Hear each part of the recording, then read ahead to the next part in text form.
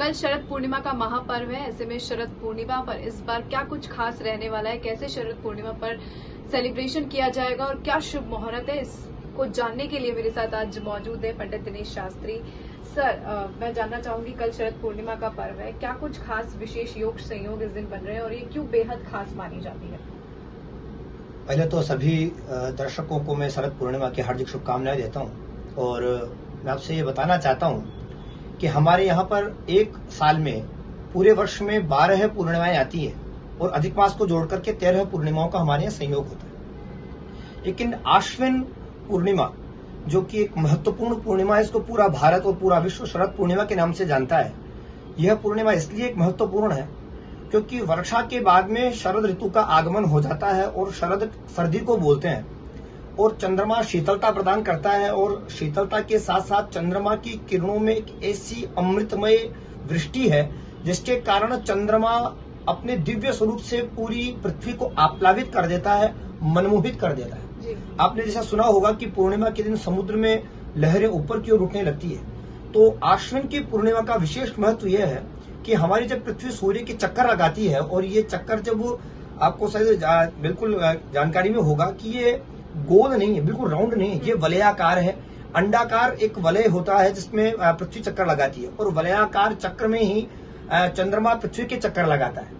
आश्विन मास की पूर्णिमा को चंद्रमा पृथ्वी से बिल्कुल उत्तर भाग में विराजमान होता है, जिसके कारण चंद्रमा की शुभ्र किरणें पृथ्वी के ऊपर सीधी शुभ्र आभाएं धरती को आप्लावित करती है और धरती के ऊपर जितनी भी औषधियां पाई जाती है, दवाइयां जो पाई जाती है, उनके ऊपर चंद्रमा का सीधा सीधा प्रभाव होता है। जी, कहा जा सकता है कि ऋतु का चेंज होता है इसलिए शरद पूर्णिमा मनाई जाती है, लेकिन कल क्या खास होने जा रहा है, क्या शुभ मुहूर्त कल रहने वाले हैं और कैसे भक्तों को जो है इस दिन पूजा अर्चना करनी चाहिए, क्या दान पुण्य का महत्व रहने वाला है? शरद पूर्णिमा के दिन में सर्दी की ऋतु की जो प्रथम पूर्णिमा है, यह शरद पूर्णिमा। इसको देखिए, दो चार हमारे ग्रंथों में शरद पूर्णिमा का जो वर्णन किया गया है उसमें क्या करना चाहिए, इसका विधान शास्त्रों में बिल्कुल एक तरीके से लिखा गया है कि प्रत्येक आदमी शरद पूर्णिमा का आनंद कैसे ले, उसमें क्या करना चाहिए। तो शरद पूर्णिमा में चंद्रमा की सन्निधि में जब चंद्रोदय हो जाए तो रात्रि को चंद्रोदय होने के बाद में सभी प्रकार की औषधियां, शास्त्र का एक वचन है नास्ति मूलम अनौषधम, हमारे यहाँ पे कोई भी ऐसी जड़ी बूटी या मूल नहीं है, पौधा नहीं जिसमें औषधि के गुण नहीं है। उन सभी औषधियों में चंद्रमा के उत्तर किरण का प्रभाव होने के कारण औषधीय गुण उत्पन्न हो जाते हैं और औषधीय मनुष्य और सभी प्रकार के प्राणों की रक्षा करती है, उनको जीवन देती है। तो यह शरद पूर्णिमा, इस बार जो शरद पूर्णिमा आ रही है, ये विशेष रूप से गजकेसरी योग बनाती है, पृथ्वी के लिए सर्वश्रेष्ठ शुभ योग बनाती है। सिद्ध कारण एक सिद्धि प्रद एक अमृत सिद्धि योग है, उस योग का यह फल प्रदान करती है। और शरद पूर्णिमा के दिन हमारे यहाँ शास्त्र में और विशेषकर आपने बहुत जगह देखा होगा, आयुर्वेद के औषधियों में कुछ खीर बनाई जाती है और उस खीर में कुछ औषधियां मिलाई जाती हैं। औषधियों का तात्पर्य मैं आपको पहले बता चुका हूँ। चंद्रमा का एक नाम है औषधीश। लेकिन कल के दिन खीर का विशेष महत्व रहता है, तो ये खीर के पीछे का क्या लॉजिक है? सालों से चला आ रहा है, प्रथा प्राचीन समय से चला। बिल्कुल, इसके पीछे का लॉजिक और कारण ये आपने बहुत सुंदर प्रश्न किया है और ये दर्शकों तक बिल्कुल पहुंचना चाहिए। देखिए, चंद्रमा की जो उत्पत्ति है वो समुद्र से है और चंद्रमा का जो वर्ण है वो श्वेत है और संसार में कोई भी अगर शुभ्र वस्तु, सही चीज अगर मानी जाती है तो श्वेत मानी जाती है।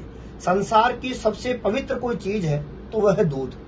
अगर बच्चा कोई पैदा होता है तो उसको सबसे कोई शुद्ध चीज पिलाई जाती है तो वह दूध पिलाई जाती है। और संसार का जो सर्वश्रेष्ठ अन्न है, अगर अन्न के सारे गुण किसी चीज में लिए जाए तो वह एक ही पदार्थ है और वह है चावल।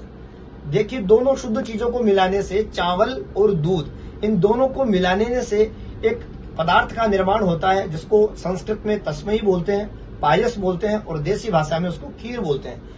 खीर के अंदर श्वेत रंग होने के कारण चंद्रमा की शुभ्र किरणें आश्विन पूर्णिमा होने के कारण उस खीर को अपनी अमृत वर्षिणी अपनी किरणों से इतना आप्लावित कर देता है, उस खीर में स्वयं इतने गुण उत्पन्न हो जाते हैं कि अगर उसको जो कोई खाता है तो ये हमारे लिखा क्षया है।